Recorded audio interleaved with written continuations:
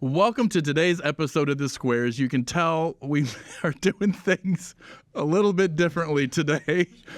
This is technically our last episode for 2023, and for that episode, both to wrap up 2023 and to intro 2024, we decided to do something a little bit differently. I'm joined by Adam Flaw, the esteemed producer of TheSquare. Boy! What we doing here? Luke Boney, who is one of Corgan's DPs and is a bit a part of TheSquare from the beginning. John Higgs, the principal in charge of the MediaLab. Of course, I'm Brandon Carmichael. I'm the executive creative director, and this guest is Jeff Hofer, who was a big part. You may be our most recurring guest, by the way. Yeah, is that right? He was walking by outside, and we said, "Do you want to join?" Guy who may or may not be homeless. On a few. Well, Jeff was an integral part of the Square getting started way back in the day. Well, thank you. So we asked him to join, and what we're going to do today, hopefully, because there's no telling, is we're going to have a quick conversation about some of the things that in 2023 we read, saw, used that inspired us creatively, and most of us see where it goes. Semi-literate, so there's not a lot of reading. There's not a whole lot of reading. Can I be the shortest episode yet? Shout out to Audible, our sponsor. Just kidding. So many audio. No one sponsors us. The only prompt I got was, which camera should I talk to?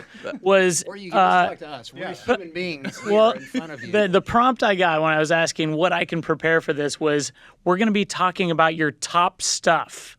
And it was literally left at that. And so I have no idea why I'm here. But I'm here, and I'm happy to be here. I made that phone call, and I did not say top stuff. That's all you said. That's Brandon Carmichael. That doesn't sound like me at all. Stuff. But aren't you just what you consume? You know? I guess. Well, you should. Why don't you just give us one thing that you read, saw, or looked at that this last year that was just like inspired you, or. Okay, so I actually gave this some thought because I am a parent of a small child, and we don't get to go to the movies like we used to. So I've honestly been to see 2 movies in the whole year, which is sad. I used to go to a movie like once a week. Yep. I don't really regularly watch any TV shows except for like Paranormal Caught on Camera, which everybody watches. Of course. Okay, all right. Amazing. I listen to a lot of podcasts like on the way to work. So things that have inspired me this year, like short form new media that I see on social media or podcasts, which is weird to say because it used to be all film and TV, but this is just boring me to tears. That's my top stuff, guys. What kind of podcast do you listen to? I'm all over the place. I am a regular listener of the Joe Rogan podcast. Of course, a lot of people listen to that one. And then I go all over the map. I love this podcast called the Tinfoil Hat Podcast because I love to go down those conspiracy paths because it's entertaining. People do not know, Jeff, and the audience, there is nothing more on brand than you watching or listening to a podcast called the Tinfoil. Of course. I like Patrick Bet David has a good podcast. One of my favorite podcasts is called The Fighter and the Kid. It's a comedian and an ex-UFC fighter that do a podcast together. I'm all over the map, guys. Are you a Smart List fan? I love Smart List. I don't listen to it regularly, but I'm a fan of the show. Yeah. And of all the hosts, obviously. Adam, anything? Just one thing. It doesn't matter. It can Next be. question. Okay. Oh. What uninspired you this week? That's going to be a long answer. I'm going to move it away from inspired, and I will talk about something I read this year that I really liked, which was Bono's book, Surrender, 40 Songs, One Story. And every chapter covers a different song from the U2 catalog and the story of his life that surrounds that song. So is it like the story that inspired the song, or just the context for when it was written? Context, and some of the songs, it's years later. It's looking back on the song and what he thinks of it now, or events surrounding that song, or it's kind of it's not. I wouldn't describe it as a stream of consciousness, but it's. I think it's the way it reads is it's more personal to how he connects to that song as opposed to he wrote this song in 1984 and that song means X, like I gotcha. It's more, it's kind of its own little universe, his life. Did you read this before or after you went and saw them at the new installation? Before. And so did it change how you experienced, because you've been to multiple. How many shows have you seen? Lots. Yeah, lots of U2 concerts. Did it change how you experienced it? Obviously, the venue would have an effect too. But No, but that was an incredible experience because as soon as you enter, when you're walking up to the venue, there's all kinds of graphics on the outside of it that have to do specifically with the show. And then once you walk into the venue, you're getting audio piped into the place that's elements of the album that they were there to celebrate, which is Octung Baby. And it's from the second as you're walking up, the second you walk in, like you're just getting inundated. You're getting completely enveloped in the universe of what they want you to hear and see until the show starts. So that's unique to any show I've ever been to anywhere. Regardless of venue. and because I don't know that we said it, remind me the name of the actual venue. The Sphere. The Sphere in Vegas is where you went and saw them. John? That's the longest he's been serious, by the way. Like, Yeah, it was like You can't prove that. I think we should use an earlier take. John, how about two words, La Uva. Did I pronounce that right? Ooh. You did. Did that come out this year? Well, but you saw it. I saw it this year, see but it that's this not. It actually was. It's a great film. Have you It actually is. seen this? I have. Yeah. I've seen it twice. Yeah. It's amazing. So you leave inspired, which was kind of cool. Totally agree. But I was thinking about this because I was a last minute add to this, and I was like, Jeff's on. I want to be on with Jeff. Let's go. He did not want to be on with anyone else. Anyone else but Exactly. Jeff? Once he heard Jeff, Thank you, he's like, John. oh, yeah, I'm interested all of a sudden. So I was at Autodesk University this past November, and Ryan Reynolds was he wasn't the keynote, but he was better than the keynote. Yeah. So it was like the next day, and it's way more interesting than talking about technology or software. And so I started watching the Welcome to Wrexham series, and that consumed that entire next weekend, right? And then, so you took two things that I love, sports and storytelling, and they put them together in something that was a great piece. And then you can't help but root for all these people and these stories. And then you start searching, how are they doing this season? I'm going to ruin next season for myself. And how are they doing? You And started watching, the Wrexham matches online or anything? I haven't yet, but I'm pretty close. If I could easily find them, I would be doing So is this similar to when you found Drive to Survive? Yeah, I mean, for sure, Drive to Survive, the season 1, I was really hooked into that, but then I kind of fell out of it. But I'm kind of a binge watcher as well, so it's the ones where they're releasing it weekly, I just can't do it. I don't have the patience. Yeah. It shocks you, I know. Oh, What? actually, I don't find that shocking at all. So yeah, I mean, even with Wrexham, it was we were able to get through 2 seasons of it. Yeah. But anyway, it was an inspiring, stories and storytelling. Yeah. And then his talk at the conference was also inspiring. So the interesting thing was the moderator or whatever asked him well, you have all these businesses, so what would you say you do? And his answer was that, well, I tell stories. And so he was a storyteller, even though he owns, alcohol, Yeah. phones, and Yep. other things. So that was cool. I love that. Yeah, for me. Bones?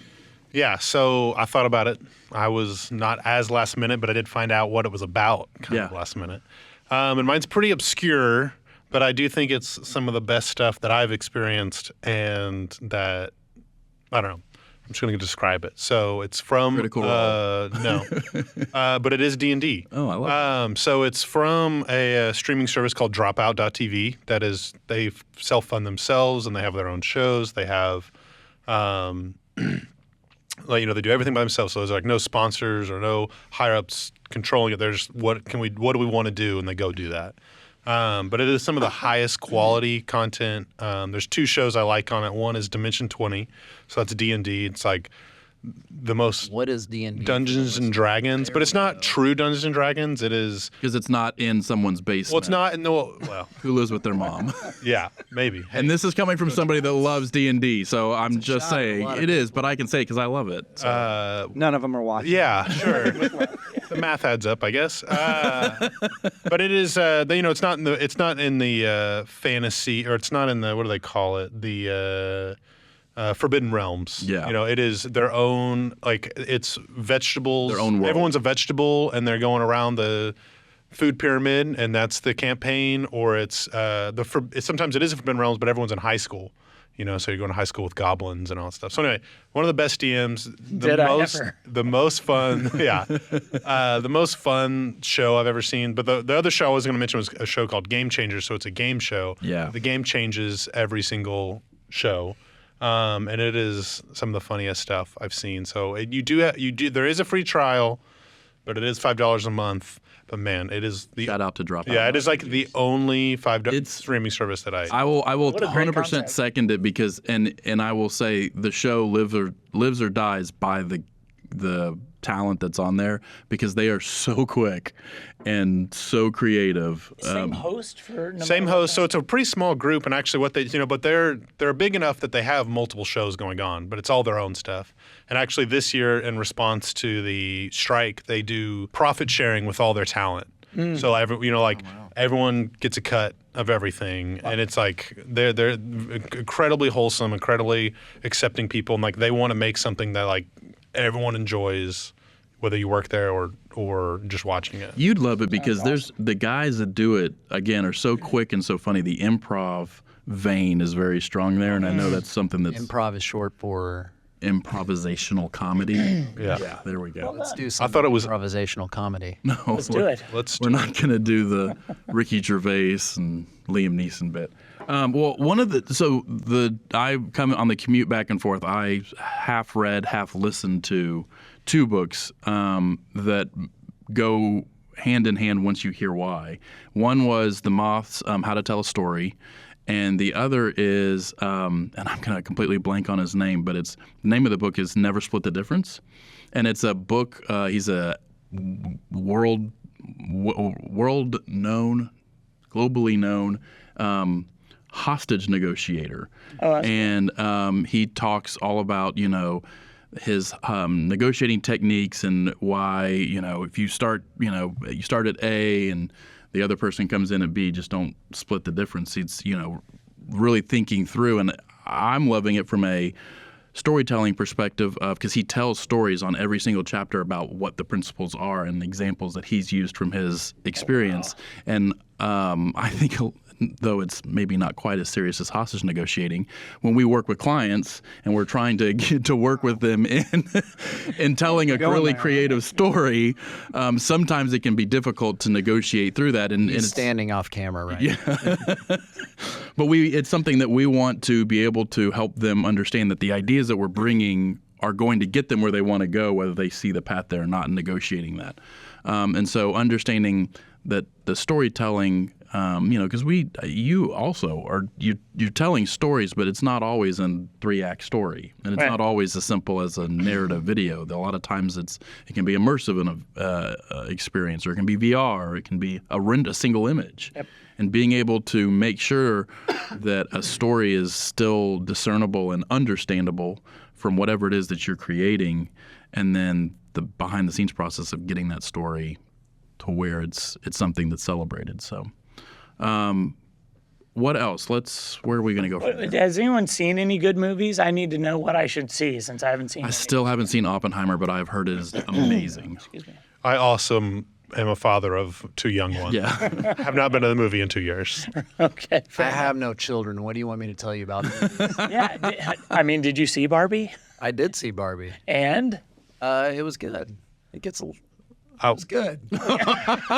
jeez. I was thinking of movies that I saw this year, not in a movie theater. Oh, go ahead. Sorry, no, please. Sorry, Barbie Please. was very good, and actually, it's extremely witty, incredibly well written. Sorry. Okay, cool. Are you finished? We'll see. No, it's called Flamin' Hot. And it's about the guy who pretty much made Flamin' Hot Cheetos. Yeah. And he started as a janitor. Is this, and Is it a documentary? not documentary. No, it's a narrative, Yeah. but apparently it's his story. But it's super good, super fun. Like he's a super positive guy, but he starts as a janitor, and he's like Like a janitor at Cheetos. Mhm. Wow. Right. yeah, Frito-Lay. Frito-Lay, yeah. Right. It was great. Is this like on Netflix or in theaters? I don't know which service I saw it on. I believe it was Netflix, but I'd have to streaming? confirm that. Yeah, Cool. It's That on sounds the, great. It's on the line. maybe it was on Amazon. I don't know. The Blackberry movie. Did anybody see that? I saw it on a plane. No. So your quality of image is. But it was. You just killed filmmakers all across this great land of ours by watching that. So I will say, this is my humble brag.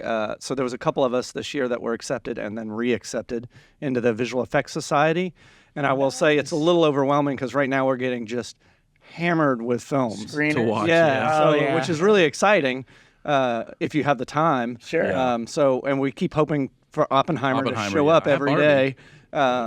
In the set of stuff. So yeah, that's one that we were. Yeah. That's cool. It's also crazy how much of it, it used to be, and I say used to be just, 6 or 7 years ago, it would be, stack upon stack upon stack of DVDs and occasionally Blu-rays.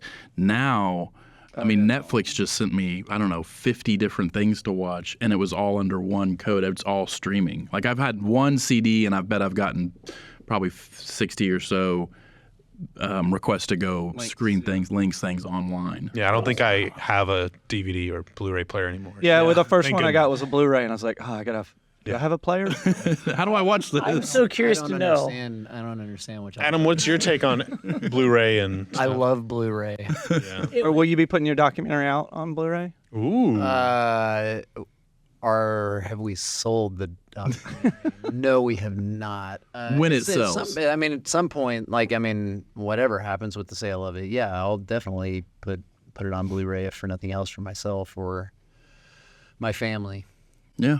I'm curious to ask the group how you guys consume your media. Like, what do you feel like you consume the most? At one point in time, I would venture to say it was probably TV for all of us. But 100% what is it you? When you say on the TV, or do you mean No, I'm saying watching television? Of all the different types of media out there today, what is it you consume the most? Is it podcast or TV or film or? Not the device. Yeah, exactly. I appreciate you continuing the adjective consume. Yeah. In this. I really appreciate it. Like what genre of media you're saying? Yes. Yeah. Like yes. where does That's most the best way to put it. I think audiobooks are probably my number one. Yeah, I would And agree. then podcasts. Like as far as like quantity, what I enjoy the most, I enjoy Survivor. I love Survivor. Is that a product of you being in the car a lot, or is that just being around kids? Yeah, just It's not having a large chunk of time, right? yeah, It's large like chunk. you got It's small little pockets. Pop in that earbud. When you can do it, like I will do it when I go home. One of my chores is I do dishes. I will pop in an audiobook and do dishes because I can still pay attention to what's going on. Are y'all more I'm the opposite audiobook on that. than podcasts? Yeah, Yes. I would say that. Really? Yeah. More. What was the question? Audiobook version. I'm actually probably pretty close to audiobook versus a visual medium like TV or movies. I bet I'm pretty. I do neck think and the neck. multitasking is a pretty big Let me ask you advantage. this: Is audiobook? Unfortunately. Is audiobook? Does that count as reading? No.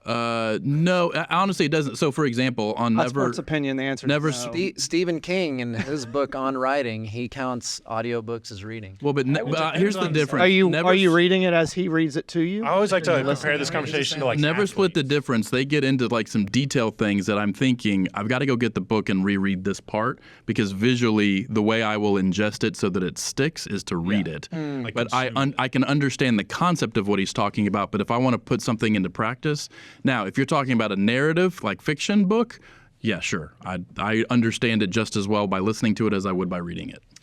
I'm a horribly dyslexic, and if I were to try to read something, it would be years to finish something. Yeah. So on the media side for me, well, is like sports, and the challenge is now is like with example ESPN Plus. Like, so I like volleyball. I could consume decades of volleyball, like just the women's volleyball tournament alone. Every single game is on ESPN Plus. So you can think a match is 2-3 hours. So if you actually were dedicated enough to watch all that stuff. So, but and even doing it live, so it's not like, I mean, you can listen to sports in the car while you're driving, but it's not quite the same as, watching it. Definitely not. I'm still consuming a lot that You're way. still and then- visual. Yeah, and then heavy on TV series. So And you live close to work, so like that's true. Yeah, my commute's right. 10 Your minutes. primary consumption, though, is what you're telling us is women's volleyball. And No, just sports. I was giving you women's volleyball as an example, but we had a former employee here. Yeah. His daughter played for Florida. University and of Florida, baby. now Go Pitt. Gators. And so it's super fun to watch when you actually kind of know someone in there. which is special for Brandon because you graduated from Florida. Absolutely did not, but my dad worked there. And hey, you don't have to graduate from a place to be an avid fan. Or to watch Which women's fan are I you? believe that Jeff had a question, or John, did you have a question? I don't. Somebody was about to throw something onto the pile. I'll say What one of the inspires things, and this is It's a great call. this is a little bit of I feel like there's a lot of conversation and probably more hype than is justified. But one of my favorite things that inspired me this year was Midjourney and ChatGPT, those two platforms, because I could get in there and it would, when we're doing interviews for TheSquare or when we're visualizing and storyboarding something, I could just pop in things and the results would be not at all what I expected, but I loved that part of it because it would make me think of things I never would have thought of and would just get, funny enough, no pun intended, iteratively down this creative path, whether it was for interviews or for thinking through styles of things. And then it never would it give me the answer that I'm looking for. It's never as easy as just, oh, it's going to take my job from me. It was always like, hey, this is a tool that's going to, but this is a tool that helps me think more creatively. And I found I could lose, it was like when Instagram first came out, I could lose hours doing that, just sitting there and following down paths. I'm still trying to use it as a crystal ball and ask him like who's going to win the Chiefs game this weekend. Yeah. Put some money. How's that worked for you? Is ChatGPT setting your fantasy It's lineup? not helping very much yet. Yeah, did it get the over/under last night? When it can predict the future, it's a game changer. Oh, man. Well, that about wraps it up. What a stinking year we had. Is there something you're wanting to explore or, personally invest time into for this next year? Me? Yeah. Yeah. What? All right. Good answer. Hey, Jeff. What is it? What's going to be I your top stuff for next year? Well, so I mean, can't this ask is ChatGPT. probably more information than any of the audience cares to have. But so I've been at this current position with the company I'm working for, doing media production for about 8 months, and we kind of figured out like boring? what it was. It is boring. We kind of the figured job, out like right? Just the story. what they wanted me to do. And like my just regular production, it's a couple of series I have going on right now, but I really want to do more documentary. And I this is something we used to talk about all the time, was just the short docs and how well they do online and on streaming services. And I'm just obsessed with all of the different storytelling out there that's available in like short documentary form. And in our space, we're in sports collectibles.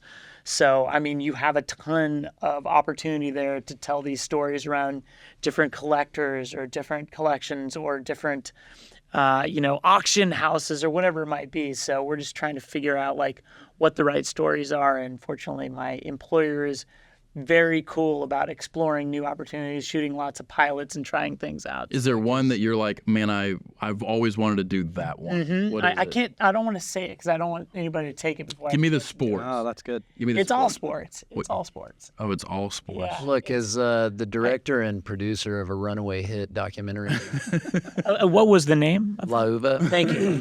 I'm not sure you're ready. Do you know how long that piece of art took to produce? I don't and like. direct? I don't like the years? way you got so cagey about Hey, saying it was the art there. It was the 9 shortest years of his life. No, it was not. All right, well, Adam. So what is it this next year that you're looking forward to? Personally, professionally? Yes. Professionally or personally? Yes. Okay.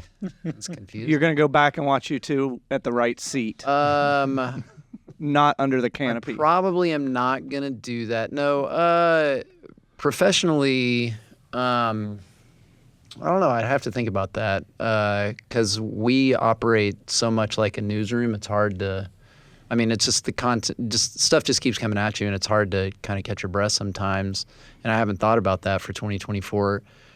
Personally, I for the first time in a while, I'd want to start writing things again, because when you've been consumed in making a movie for 9 years, which is too long to take to make a movie, I've spent most of my time focused on that, and I haven't spent a lot of time doing other things. So not to say that I haven't written anything at all, but it's been a long time since I've spent you wrote Aaron's Farewell. We acted that out as a team. Which I feel like, well, some of us did. Some of us mailed it in. I'm curious to know, after La Uva, are you still inspired to make films? Oh, yeah. You are? Okay. Yeah. It's just a matter of, finding time and money to do so. Yeah. It's kind of a challenging equation to work out. Yeah. But, Steve Spielberg hasn't called me yet, so.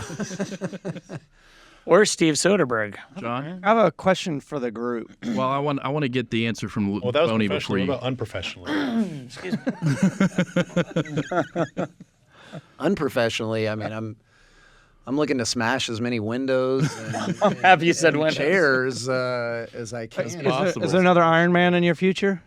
Possibly, I don't know. It's really time consuming. Yeah. Man, when you put all of the things that I've done in the time that y'all have known me into one small conversation, It's I hard to sound believe like it's a really one person. impressive person. Well, somewhat.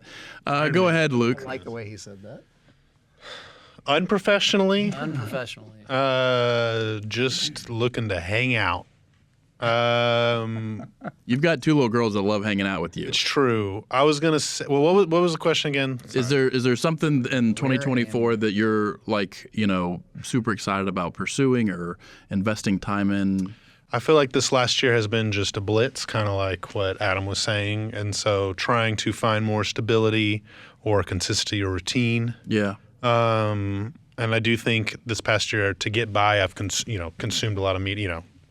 Get a moment, earbud goes in, listen to, constantly engaged and trying to actually step back from that. Yeah. I don't have any particular things I'm looking forward to that I can think of in terms of media, but yeah, Survivor. I'm a big fan of that. Will your hair continue to grow? We'll see. I don't know. Okay. I don't know what I'm doing with it. I'll be back. Yes, man. Yeah. I just had small children. It just keeps getting. They start pulling on it. They do. You missed the Lorax mustache I had for a good 6 weeks there. It was rough. Missed It was We amazing. at the Christmas party, I incredible. asked Becky his was not wife. a I was fan. like, I can imagine. because we had been giving him grief the second he showed up in it, or I had personally. And we saw his That's wife what at we the do. Christmas party, and we're like, and so how do you feel about that? She's like, I hate it. I was like, how does he still have this? There were enough people. I had somebody today come by and goes, you know what? Having seen you without it, I actually kind of miss it. My kids named it Fred, Nobody. and they would come and talk to Fred. They wouldn't talk to me. This person come by and say, It'll be you remember that year that That- he had that "Why one are we time on talking his about face? Brandon's mustache?" No, it was pretty epic. Go ahead, John. Well, I guess to answer your question about what I'm looking forward to is like there's been a lot of growth here at Corgan. Yeah. We will most likely surpass 1,000 employees. Can you believe that? Next Yeah. year. No, Within January. crazy. I'm pretty sure it was 600 when I was here. It's like Yeah. 400. It was 150 when I started or under. No. So yeah. So like that just leads to so many great opportunities and so many stories. And I'll sit in meetings with leadership and other principals, and they're very thirsty to tell those stories. They know they have these stories and they want to tell them. And we're kind of the arm that does that. And so for me, that's super exciting, right? Because we just don't know. I mean, hell, we don't know what we're doing in 2 weeks sometimes, much less, what projects we'll get to look back at the end of the year and be like, wow, that was really cool. I'm really excited and proud that we were able to do that. Yeah. So I mean, the Amazon piece, we still show that to people, right? Margaritas. Every time you come around, we still say Jeff loves margaritas. I do. True story. I think you kind of said it there, and Luke said it. Taking a bit of a breath is nice because we're so inundated with content and just different means of communication on not a daily basis, on a minute to minute basis, second to second basis. That it is, I don't know, it's hard to find space to think other than when you're put under the gun of, hey, go create something now. And you have to. So I think, that would be a professional goal for 2024, is to find the sort of space to maybe be a little bit more deliberate. Yeah. Can we do that, John? Well, we've put in a budget, and there's growth in that budget. So, Let's hope so. yeah, Do we have the election next year? Are y'all looking forward to that? Oh, gosh. And I think our time's up. Yeah, what was your question going to So be? my question, and this is just my perspective on the year, is like it felt like it was like 900 miles an hour, but it's also very hard to look back. Like I can't even remember January. Yeah. Like it went by so fast, but then like thinking back about it feels like so long ago. Like, we would take a trip to Probably the wherever, Scotch. Yeah. Dublin office, and then you'd come back in a week, and then you were in LA, and you were like, when we were in Dublin, that was like 3 months ago, right? Yeah. It's like, no, that was last Tuesday. Yeah. Like, so I don't know if anyone else experienced. No, 100%. Yeah. It was funny enough, in all reality, the way that I would remember where I'd been was when I was doing my expenses, because I had to think through like, oh, that's when I did those charges. Yeah. You keep saying funny enough, but it's not that funny. It was a little funny. Y'all traveled more than I did, and I spent like a month and a half not at home. Yeah. Like that's a lot. Yeah. I have a question. What was y'all's favorite either piece of art, book, whatever? What you saw, heard, listened to this year? What was your favorite thing? Can I go Wasn't that first? your lead? Yeah. Luke goes first. I'm a super big nerd. I like space. I like computers. And I read a series. On space computers. 100%. Its nickname is the Bobaverse. They have longer titles for each book, but it's Alan Everendale. Oh, yes. We Are Bob. Yes. They call it the Bobaverse. You told me about that. Dennis E. Taylor, highly recommended if you like computers and space. But Computers basically, and space, or computers in space? He Take your pick. to sum it up as fast as possible, signs up to freeze his brain, dies that day in Vegas. You love Vegas. And wakes up. You really brought it. You brought Hope it you to don't me. die. They wake up like 100 years. He wakes up 100 years later, but he's like in a computer, and they're like, "Hey, we're trying to make an AI out of you. Like everyone else has failed. The brain goes crazy. So hopefully you work out." He works out, but he can manipulate little robots and all this stuff. And anyways, the world's really gone to Hell in a handbasket. yeah. Yeah. And so they throw him on a spaceship, and he takes off to try to save the human race, and he can replicate himself. Anyway, it's 7-part series, I think, 6 or 7, I can't remember. But it's crazy adventures. He saves multiple races, different species. Awesome. Yeah. But yeah, it's fun. The writer is an ex-computer science guy, so all the technology side and the science Seems really sound. yeah, while not true, is accurate and It's not just plausible, it's magic. logical. Yeah. Yeah, and sometimes I can't stand when I'm like, that wouldn't work out. But this one's like, yeah, I get that. Yeah. Recommend. John, What was the question?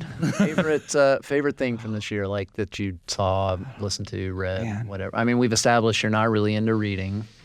Can it be just like a 25-year-old scotch, or? Sure. All right, you know what, John? We'll come back to you, Brandon. I mean, it's a form of inspiration. Yeah. Actually, though, getting to take it's probably doesn't answer your question, but getting to take some of the guys, when we were close to Isla, and to get to just show them something that I've actually, it's your fault that I even have an 100% interest my in it.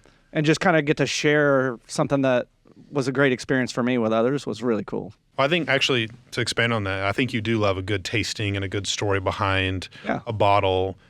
Could you expand on that? Like, why does that speak to your heart? Like, what? I don't know. I mean, because it definitely adds value. I think you're absolutely right. It is so different doing a tasting like by myself or with my wife or with Brandon than when you're there. It's like it's just so different. Yeah. Yeah, I mean, I'd have to go back to probably like the same reason like I was drawn to architecture is that it can tell a great story and it can inspire people to do something. Although in this case, I don't know if I'm trying to inspire you to drink. Maybe that's not. We've been doing 100 years. I'm trying to inspire you to appreciate something, right? So, I mean, that's probably it. Like, so my wife, I didn't tell you this story, but we had gone to Scotland and we had gotten these kind of rare bottles that you can't really find in the States. And I was like, man, this would be really cool if we knew a chef and that we could have him like pair these things with food. Yeah. That'd be a really cool experience. And like, I don't know any chefs, although everybody's really not that far away. And actually now I do know chefs. So my wife just did some research and started talking to some friends and found a guy. And we sat down with him. We went to his house. We opened these bottles for the first time, had, a dram with him. And he literally just made the menu on the spot. Like, and it was improvised. Oh, that's great. Yeah, you saw somebody that's what I appreciate. Anybody that's really good and great at what they do, and it doesn't matter if that's fixing a car or whatever, painting a wall, like watching them in their element. Yeah, that inspires me and gets me going, right? So watching this guy make a menu in front, and then we invited probably like 10 couples or so, and they came, and then he would talk about the food, and I would talk about like where I got the whiskey and why I got the whiskey and kind of pair it together. And it was just, it was my 50th birthday and like, it was awesome. Like, it was a pretty amazing tasting. I wonder, because as you're talking about that, I think one of the things about wine or scotch that is interesting is the story that goes behind it. And and that's one of the big sales techniques for those things because it is such a luxury item, and it's advertising, but it's like it's the most basic form of it. Is there's somebody standing in front of you telling you a story about that thing and what makes it special. And as you're talking about that, or you're chef telling the story about the food or how he came up with it, or the story behind you telling the story behind the scotch. I wonder if people, because that storytelling is everywhere. Like, it takes place every day. Whether it's somebody just having a conversation person to person, I wonder how much that stands out to people who aren't in the business of every single day telling a story of some sort. Like, do they see that as much as we do? Do they appreciate it as much as we do? Which is, we're kind of wandering way off the trail here. But well, I've done enough wine tastings that like it really is. It's about the experience, right? So you'll go to a winery and amazing customer service, right? And you're in a vineyard, it's beautiful, everything's just perfect, and you taste the wine and it's perfect. And then you get home with that same bottle and you open it up after a week of work and you're like, it's maybe not that good. It was the experience and the connection you have. And the whiskeys we drink and the wines that we drink are because we have that connection. We've had some sort of experience that has us connected to that brand or that product or whatever it is. Yeah. I'd say this is a little bit of a gimme, but I would say spending time with, I have a 6 and a 9-year-old, and they're at that age where they're kind of coming into their own and asking the questions that they don't know not to ask. Like, they're asking questions about things that I'm just completely, it's like really obvious to me or so existential I have no idea how I would answer it. And like, Daddy, why do you 42? Smell so bad? Yeah, exactly. You've really nailed it. But the thing is they challenge me. Spending time with them challenges me to think about how I think about the world, because they're still creating their worldview and they're still figuring out like how things work. And I have been blessed to have 2 really inquisitive children, but completely different personalities. So that's one of the things that, looking back this year and even moving into next year, it's like I love being around them because they challenge me to think about the world differently. And anytime I can think about the world differently, I think it makes me a better storyteller and a more creative person. When did you realize that they're both smarter than you? Oh, that was years ago for both of them. Jeffrey? What was the original question. Sorry, I've gotten wrapped up. How much scotch did you have today? What is your middle name? It is Adam. Yeah. Actually, yeah. Damn He right was it named is. after me. Jeff was named after me. No, the question was. Was what like Top what, stuff? What is your Coming back to top stuff. what am your top stuff? Yeah. No, what was the favorite thing you saw, did, whatever this year? My favorite thing this year was a movie. I guess this is now airing in January, by the way. It was a movie, but it was not about the movie. I have a 5-year-old. He'd never been to the movie theater before. Oh. And so we went to a movie and we did everything like you should do at the movie, eating popcorn, candy, soda, everything. He made it through the movie, which was amazing. And frankly, it's not even about the movie, but being at a feature-length movie with a child who's seeing a feature-length movie for the first time in the theater reminded me like why we love movies and making movies, because that experience in the theater is so special. It's a shame that, people go to the theater less now than ever. But it's such a special experience getting to sit in that darkened theater and just, tune everything out and have your popcorn and watch. It was Paw Patrol, the movie. Yeah. Of course. I was Yeah. going to get. Which, and again, it's not about the movie. It was about the experience. And I think they're at the root of everybody that loves storytelling is a love for that experience, sitting in that theater and just getting lost in a movie, or watching the 5-year-old next to you completely get lost. Like he forgot I was there Fully about immersed, halfway into yeah. it. Was all in on it. It was awesome. Well, I think it's something to be said for, as much that my kids have the opportunity to see a TV show on their tablet, they can watch it on TV. Sometimes they can be on one of the parents' phones, and there'll still be specific movies or whatnot. They'll be like, Dad, can we go to the theater and watch that? For sure. Like, it's not about, they have an understanding, even at a young age, it's not about just the consumption of something, it's about the experience of something. It is. Yeah. And I think that gives me hope for theaters down the road. But I mean, I do think, and I agree with you guys, but the experience you can have at home is so different than right? I mean, if you think of tube TVs, where it's 24-inch was your massive television and your sound system wasn't. You have a TV larger than 24 inches. Exactly. But I have a projector at home, so if I'm doing sporting events or I really want to see something in what I feel is the right way, you get the immersive you create that. Yeah, you create that experience that you had as a child or as an adult at home, and so I think that's cool that you can do that. I agree. Nowadays. Adam, you want to answer your own question?